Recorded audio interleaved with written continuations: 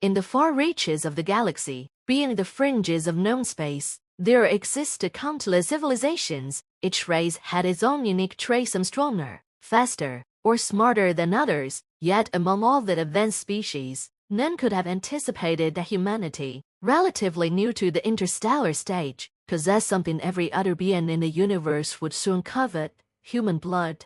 It began as a whisper, a rumor passed between shadowy intergalactic traders and fortune hunters. Humans, fragile in comparison to the hulking warlock beasts or the agile Zevalians, were nonetheless special. Their blood, it was said, held an unmatched regenerative property, not just for humans themselves, but for any species that encountered it. Wounds healed faster, diseases were eradicated, and even those thought to be terminally ill found hope in the smallest doses. This discovery didn't remain a secret for long. The first to notice the blood's potency were the Siracs, a technologically advanced but physically fragile race, ravaged by a plague that had decimated their population for centuries. They stumbled upon the effects of human blood by accident. A Sirac doctor, desperate and at the end of his wits, transfused himself with human blood in a last-stage effort to survive. Miraculously, his failing organs regenerated, and his body, once frail and withered, became stronger. The news spread like wildfire. Soon, emissaries from distant planets arrived on Earth. What started as peaceful exchanges of technology and knowledge quickly turned into something more sinister. Diplomatic envoys disguised as benevolent researchers took samples of blood, but diplomacy couldn't satiate the rising demand. Black markets thrived as human blood became the most valuable currency in the galaxy. Credits, metals, and goods were traded for a few milliliters of the life-giving substance. Humanity, of course, resisted. They were not cattle to be drained, nor would they submit to the increasing pressures from outside worlds. But for every human who resisted, there were others who were tempted by the wealth and power their blood could bring. Blood farms, operating in secret, started to pop up on Earth and beyond. Humans, taken from their homes, were harvested like livestock. It wasn't long before war broke out. The galaxy's most powerful empires descended on Earth, each vying for control over the planet's most precious resource. The first attack came from the Goryeo Imperium, who believed they could overwhelm Earth's defenses with sheer numbers. They sent fleets of warships, confident in their victory, but humanity had a history of defying the odds. Earth's unified military, known as the Terran Defense Force (TDF), was ready, utilizing the technological advancements gifted or stolen from alien civilizations. They fought back with ferocity the galaxy hadn't anticipated. But it wasn't just Earth's advanced weaponry that shocked their attackers, it was the humans themselves. Warriors, wounded in battle, would rise again, severed limbs would regrow. Soldiers who should have been dead hours earlier fought on, as if their bodies defied death itself. The secret of human blood had evolved. The very substance that alien species sought was now amplifying humanity's own resilience in ways no one had predicted. The war dragged on for years. Every race in the galaxy learned to fear humans not only for their fighting prowess, but for the power that flowed through their veins. Humanity, once seen as a mere curiosity on the galactic stage, became a force of nature, unyielding and unbreakable.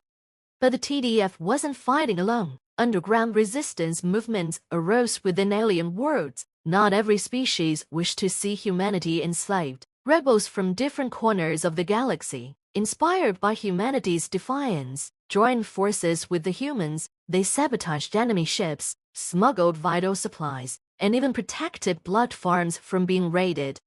The climax of the war came at the Battle of Seoul, where the largest fleet in recorded history gathered at the edge of the Terran system. The combined forces of the Siracs, Goryeo, and several other races attempted a final assault on Earth. As the armada closed in, the sky above Earth turned dark with the silhouettes of enemy warships. Humanity braced itself for the end. But they had a plan.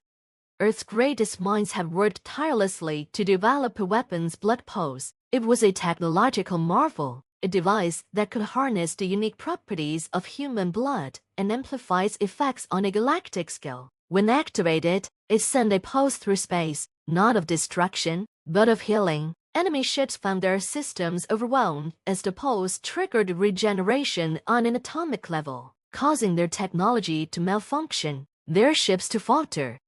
On the battlefield, alien soldiers, once eager to conquer, found themselves overwhelmed by the pulse effects. Their bodies, flooded with the amplified power of human blood, couldn't handle the surge. They crumpled, overwhelmed by the very substance they had sought to control. The battle was over before it began. The galaxy had learned a lesson. Human blood was not something to be harvested or controlled. It was a force, a power that belonged to humanity alone. In the years that followed, peace treaties were signed. Humanity, now a galactic power, forged new alliances, no longer seen as prey or mere resources. They were respected, feared. Even the blood that had once made them a target had now become their greatest weapon. But Earth remembered, humanity would never again be caught off guard. They would protect their people, their planet, and the precious substance that flowed through their veins. The universe had learned that the blood of humans was the most valuable thing in existence, and they would pay any price to protect it. And so, in the annals of galactic history, the legend of humanity's blood was etched, a story of resilience, defiance, and the unbreakable will of a species that refused to be conquered. Years after the war, Earth had become a hub of galactic commerce. What had once been the most targeted planet in the universe now stood as the center of diplomacy and trade, a symbol of humanity's resilience and strength. The blood pulse had forever changed the perception of human blood, elevating its status from a commodity to a symbol of ultimate power.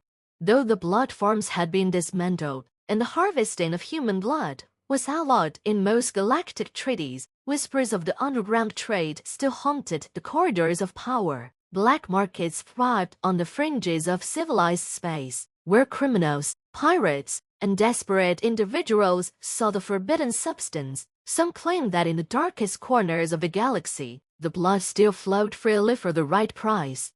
One such corner was the lawless system of Riveris, a cluster of planets known for its corrupt rulers and ruthless underworld. Here, where the rule of law was fragile, the blood syndicate operated in the shadows, led by a mysterious figure known only as the Collector. The syndicate had made its fortune in the illegal trade of human blood.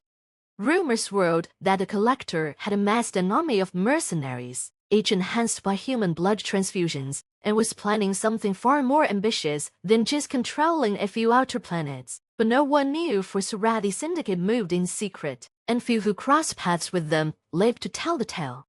On Earth, the peace felt fragile.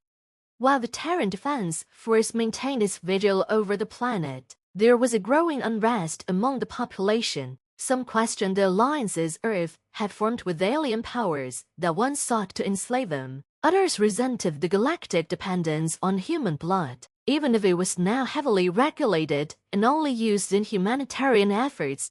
In the heart of New Geneva, Earth's capital, an underground movement began to form, known as the Red Pact. They believed that the galaxy had no right to humanity's greatest asset, and advocated for a total severance from intergalactic politics. Their leader, a charismatic figure named Vox, spoke to crowds with fiery speeches about the exploitation of humans and the need to reclaim their autonomy. Vox followers grew rapidly. They sabotaged blood facilities, disrupted trade agreements, and launched raids on alien embassies. To them, humanity's blood was sacred and no outsider had the right to touch it, no matter the cost. Among those monitoring the rising tension was Commander Elias Mercer, a decorated officer of the TDF. Mercer had fought in the Battle of Seoul and bore the scars of war, both physical and emotional. He had seen firsthand the power and danger that human blood represented, but he also believed in the potential for peaceful coexistence. Yet as he watched the galaxy's fragile peace unravel, Mercer knew something had to be done. The Red Pact's influence was spreading, and worse, there were whispers of the Collector making deals with human dissidents to expand the syndicate's reach. The underground trade of blood wasn't just an external threat anymore, it was becoming an internal one. On the distant planet of Karnak IV, in the heart of syndicate territory, Dr. Linakova worked in secret. a former bioengineer for the Syrax. She had defected after the war, drawn to the dark allure of the Blood Syndicate's research. What fascinated her most was not just the regenerative properties of human blood, but the mutations it could induce when paired with certain alien species' DNA. She had already seen the effects in the Syndicate's enhanced soldiers mercenaries who healed faster, fought harder, and lived longer than any unaltered human or alien. But that wasn't enough for Kova. She was on the verge of a breakthrough that could change everything. Using a combination of human blood and rare compounds found only on the icy moons of Ximon, she believed she could unlock a new evolution, creating beings far more powerful than any that existed before. If she succeeded, the Syndicate wouldn't just control the blood trade, they would control the galaxy. The Collector had been watching her progress closely. Though shrouded in secrecy, the Collector was a being of immense ambition, someone who saw human blood not as a means to an end, but as the key to ultimate dominion. Kova's research was the final piece of the puzzle. Back on Earth, Commander Mercer had a decision to make. The Terran Defense Force was stretched thin, dealing with the rising Red Pack insurgency and maintaining peace with their intergalactic allies. But the real threat, Mercer believed, lay in the shadows Blood Syndicate. He gathered his most trusted officers in a classified briefing. We have intel suggesting that the Collector is on the verge of weaponizing human blood in ways we've never imagined, Mercer said, his voice grim. If they succeed, we're not just talking about a legal trade, we're talking about a new galactic power, one that could make the blood pulse look like child's play. His team knew what that meant. If the Collector's plan succeeded, humanity wouldn't just be exploited for its blood, they would be subjugated entirely. The Syndicate would wield the blood as a weapon of control, and the galaxy would fall under their rule. We need to stop them before it's too late, Mercer said. I'm putting together a strike team. Off the books, no official support. We go in, take out the Collector, and shut down Kova's research. This is a one-way mission. The room fell silent. Each officer knew the stakes, and they also knew what it meant to go up against the Collector in Syndicate territory. But they had all seen the consequences of letting human blood fall into the wrong hands. They had seen entire civilizations rise and fall because of it. One by one, they stood in agreement. The stage was set. As Mercer's team prepared for their covert mission deep into Syndicate space, Kelvox's Red Pact plotted their next insurgency on Earth, while the Collector and Dr. Kova moved closer to unlocking a power that could reshape the galaxy. The battle for humanity's future was about to begin again, not just against external forces, but within the fractured heart of humanity itself.